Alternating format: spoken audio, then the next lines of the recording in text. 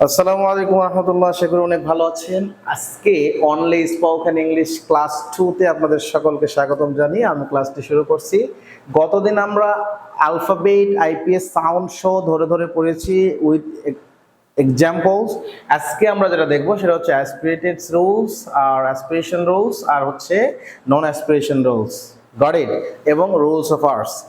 এই যে কয়েকটা মাসলা, যেই মাসলাগুলো জানলে আপনার প্রনাউন্সিয়েশনটা এত সুন্দর হবে যে লাইক নেটিভ, এবং এটা আমি পরিপূর্ণভাবে এখানে দেওয়ার চেষ্টা করব। ইউটিউব বা অন্যান্য জায়গায় ভিডিও যেগুলো আপনি দেখবেন শুধু অ্যাসপিরেটেড সাউন্ড দিয়ে আছে, বাট নন অ্যাসপিরেটেড দেওয়া নাই কখন, অর্থাৎ অ্যাসপিরেটেড সাউন্ড দেন পেজ ফ ঠ খ সাউন্ড কখন হবে, আবার কখন ফ ঠ খ সাউন্ড হবে না। হ্যাঁ, শুধু অ্যাসপিরেটেডটা আপনাদের শেখানো হয়। এই শিখেই তো মনে করেন সবাই ধুমায় মাচায় ধুমায় স্পিকিং করা শুরু করে দেয়। ভাই ঠিক আছে, শুরু করবেন, বাট আপনি সাউন্ড ফলো না করলে না করেন, সমস্যা নাই। আমেরিকান অথবা ব্রিটিশদের মতো বাংলাদেশের মতোই বলেন, তাও সুন্দর লাগবে। কিন্তু যদি অ্যাসপিরেটেড নন অ্যাসপিরেটেড সাউন্ড ভালো করে না জেনে আপনি উল্টা পাল্টা ইংলিশ বলবেন, তখন কিন্তু খুব বাজে লাগবে, ঠিক আছে? যেমন বাংলাদেশি সাউন্ড যেমন আমরা বলে থাকি, ব্রিটিশরা বা আমেরিকানরা নেটিভরা যারা আছে তারা যদি বাংলাদেশি বলে, যেমন আমার সোনা বাংলা, তারা কিন্তু বলে না আমার সোনার বাংলা। আপনি ওইভাবে না বলতে পারেন, সমস্যা নাই। এখন যদি উল্টাপাল্টা বলেন তখন কিন্তু তারাও কিন্তু মন খারাপ করবে, ঠিক আছে? এই জন্য বেস্ট করে যেটা সেটা বলা, মানে প্রপার যেটা সেটা শেখার চেষ্টা করেন। তাহলে অ্যাসপিরেটেড সাউন্ডস কি জিনিস সেটা হচ্ছে এখানে দেওয়া আছে। অ্যাসপিরেটেড মানে কি, অর্থাৎ ফ সাউন্ড, ফি এর সাউন্ড ফ, টি এর সাউন্ড ঠ, খ এর সাউন্ড সি এর সাউন্ড খ, অর্থাৎ স্পেশালি সি কে কিউ এই তিনটার উচ্চারণ খ হয়। যখন এইটা হবে তখন তাকে বলা হয় অ্যাসপিরেটেড সাউন্ড, অর্থাৎ যে এই সাউন্ডগুলা ঠিক তাদের মতো উচ্চারণ হচ্ছে। অর্থাৎ যেমন ফেন, দিস ইজ নট পেন, তখন কি বলা হয়? যেমন বলা হচ্ছে ফেন, খাইট, টাইট, তখন এটাকে বলা হয় অ্যাসপিরেটেড সাউন্ড। কি সাউন্ড বলা হয়? অ্যাসপিরেটেড সাউন্ড বলা হয়। এখন এই অ্যাসপিরেটেড সাউন্ডটা কখন হবে? যখন পি এর উচ্চারণ, মানে পি এর উচ্চারণ বাংলাদেশে পির মতো হবে, ফি এর উচ্চারণ যখন ট এর উচ্চারণ টর মতো হবে, হ্যাঁ, এবং সি এর উচ্চারণ খর মতো। অর্থাৎ যেটা আমি বোঝাচ্ছি সেটা হচ্ছে, যেমন দেখেন সি দ্বারা শুরু হয়েছে, সি এইচ এ আর টি, বলেন তো এটা উচ্চারণ কি হবে? চার্ট, দিস ইজ নট খার্ট। এখানে কিন্তু আপনি খ সাউন্ড বলতে পারবেন না, তাহলে সির উচ্চারণ এখানে কর মতো হয় নাই, সুতরাং এখানে আপনি অ্যাসপিরেটেড সাউন্ড করতে পারবেন না। সির উচ্চারণ যদি কর মতো হয়, হ্যাঁ, তারপরে হচ্ছে টির উচ্চারণ যদি টর মতো হয়, এবং আপনার হচ্ছে এই যে আপনার এই পির উচ্চারণ যদি পর মতো হয়, তখন এটাকে বলা হচ্ছে কি অ্যাসপিরেটেড সাউন্ড তখন হবে। আর অ্যাসপিরেটেড হওয়ার জন্য শর্ত প্রথমত সেইগুলো সাউন্ডগুলো সেইগুলোর মতোই হবে। তাহলে অ্যাসপিরেটেড সাউন্ড হচ্ছে ফ ছ খ সাউন্ড হওয়া কখন? যেগুলোর উচ্চারণ যদি পি টি কি এবং এই যদি এইরকম হয় তাহলে সেই ক্ষেত্রে এটা হবে, আদারওয়াইজ কিন্তু আপনি চাইলেও করতে পারবেন না। যেমন এখানে পেন, পি পির মতোই সাউন্ড হয়েছে, তাই না? তার মানে প সাউন্ড হয়েছে, যার কারণে এখানে আমরা বলতে পারবো কি ফেন। আমেরিকান বা ব্রিটিশদের মতো স্পেশালি আমরা ব্রিটিশদের সাউন্ড অ্যাকসেন্ট আমরা ইয়ে করতেছি, তাহলে এটা হচ্ছে ফেন। ইটস টি হয়েছে টেন, সি হয়েছে একটা খ্যান, খ্যান খ্যান, দিস ইজ নট ক্যান। তাহলে ফেন, টেন, খ্যান, ফট, ছ, খচ, ফ্যাট, ফট, হ্যাঁ খ্যাপ, তারপর হচ্ছে ফাই, ঠাই, খাই, প্রে, ট্রে, ক্রাই। আপনি এইভাবে প্র্যাকটিস করতে হবে। কি করতে হবে? ফেন, ফট, ফ্যাট, ফাই, pray, ten, top, tap, type, tray, খ্যান, টপ, ট্যাপ, ক্রাই, এইভাবে ফট সাউন্ডে কি করতে হবে?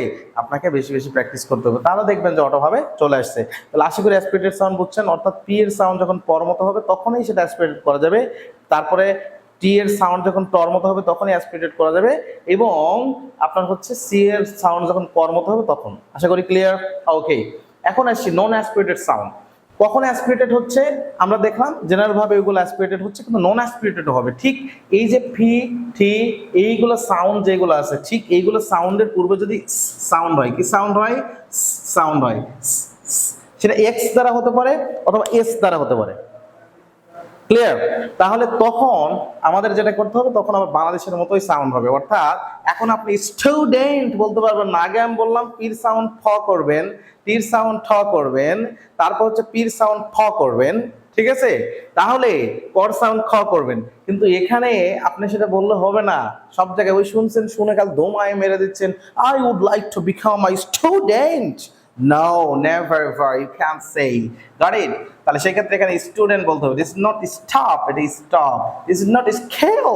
Oh, I want to learn spoken skill. No, you can't say anymore. Got it? এটা বলা যাবে না, একদম বলা যাবে না, ঠিক আছে? তাহলে এর শুরুতে যদি সাউন্ড থাকে তাহলে সেই ক্ষেত্রে এই যে যেগুলো আছে সেগুলো আবার বাংলাদেশের মতোই সাউন্ড হবে। আরেকটা মাসলা এখানে দেওয়া আছে, যদি ফি ফি সাউন্ডটা যদি সিলেবলের শেষে আসে, যেমন দেখেন সিলেবলের শেষে আসে সেপ্টেম্বর, এই সিলেবল মানে যতটুকু একবার উচ্চারণ হতে পারে, এবার আমি পড়ে এসেছি কিন্তু গ্রামার আমাদের শূন্য থেকে গ্রামার ক্লাসে এগুলো পড়ে এসেছি, তাহলে সেখানে এই সাউন্ডটা আবার কি তখন পি বাংলাদেশের মতো হবে, পি হবে, পি, হ্যাঁ ওকে। তাহলে যেমন স্টপ কি বলতে হবে, স্টপ সেপ্টেম্বর, স্টপ সেপ্টেম্বর, না হবে না ভাই, বলা যাবে না। Have you got that clear? তাহলে সাউন্ড আপনি অ্যাসপিরেটেড নন অ্যাসপিরেটেড সাউন্ড আপনি করেন না করেন এটা আমার দেখার বিষয় নাই, কিন্তু করলে প্রপারলি করতে হবে, আর না করলে করার দরকার নেই, বাংলাদেশের মতো আপনি উচ্চারণ করেন। আপনার যে ব্রিটিশদের মতো আমেরিকানদের মতো ওই যে উচ্চারণ করতে হবে বিষয়টা এমন না। আশা করি ক্লিয়ার? তাহলে আমরা নন অ্যাসপিরেটেড সাউন্ডগুলো একটু দেখি। যেমন যেখানে আগে ছিল কি হট কিন্তু এখন হবে কি স্পট, আগে ছিল ফিল কিন্তু এখন হবে কি স্পিল, আগে ছিল ফাই এখন হবে স্পাই, আগে ছিল স্পিকা কিন্তু এখন হবে স্পিকার, আগে ছিল ফোন এখন হবে স্পন, যেমন আগে ছিল টপ এখন হবে স্টপ, আগে ছিল টিল এখন হবে স্টিল, তাহলে স্টপ স্টিল স্টে স্টিকা স্টম, আগে ছিল কট এখন হবে Scott, Scott skill sky squad clear? তাহলে এই যে আমরা অ্যাসপিরেটেড নন অ্যাসপিরেটেড যেটা শিখলাম এটা আমরা যথাযথভাবে আমল করার চেষ্টা করো, আবার না আমল করার দরকার নেই ভাই, আপনার ডিরেক্ট বাংলাদেশের মতোই সাউন্ড করেন। রুলস অফ আর, এই রুলস অফ আর হচ্ছে আমেরিকানদের মতো না, ঠিক আছে? ব্রিটিশদের মতো। আমেরিকানরা আর এর উচ্চারণ ধুমাই করে, কোনো সমস্যা নাই, আর ব্রিটিশরা আর এর উচ্চারণ করে না। সেই ক্ষেত্রে আমি একদম সহজে ধরে দিই, শব্দের শুরুতে আর থাকলে আর উচ্চারণ হবে, দুইটা আর যদি থাকে তাহলে একটা আর এর উচ্চারণ হবে। যেমন দেখেন রাট, হ্যাঁ রাউট, আমরা যেহেতু ওখানে সাউন্ড শিখেছি কি কি সাউন্ড শিখেছি, শিখেছি, ওকে। সরি, দুইটা আর আছে, একটা উচ্চারণ, সরি বলা যাবে না, ঠিক আছে? ওয়ারি বলা যাবে না, ওকে। আর এর পরে যদি ভাওয়েল থাকে আর উচ্চারণ হবে, কিন্তু আর এর পরে যদি কনসোনেন্ট থাকে আর উচ্চারণ হবে না, সহজ হিসাব।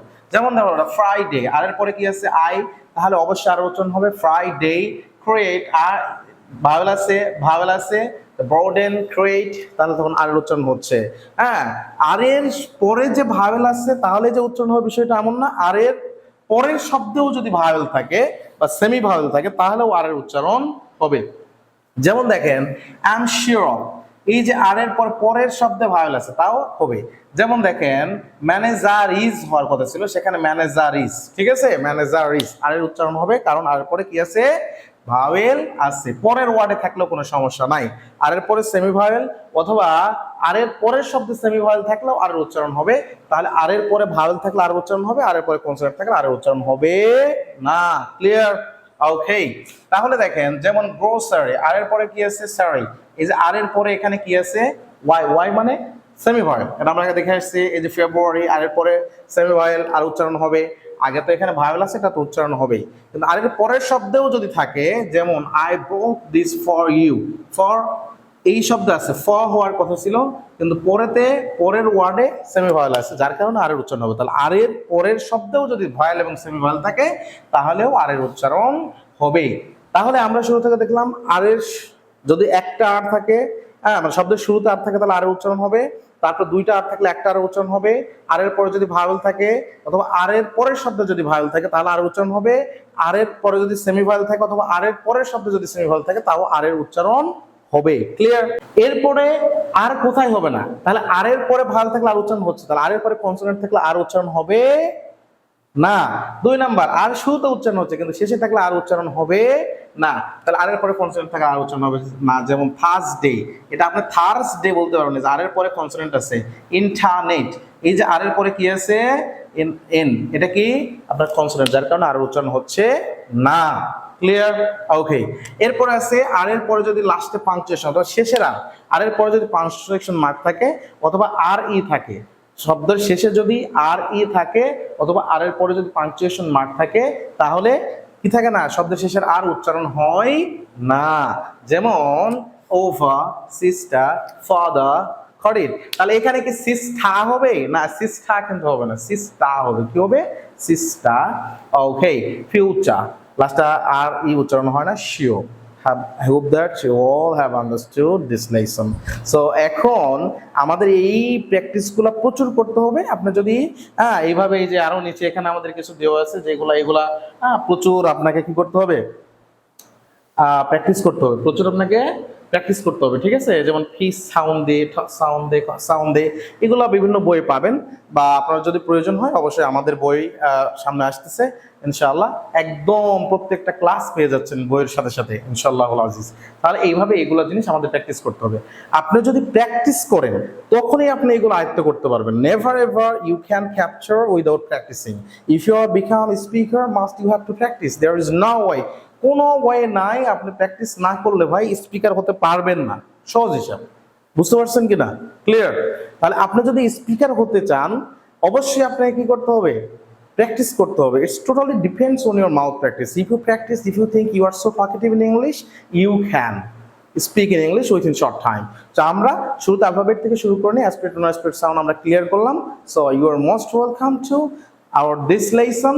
So if you feel this better for you, if you feel this it's benefited for you, so must share and comment. And how do you feel? Obviously you can comment this thing.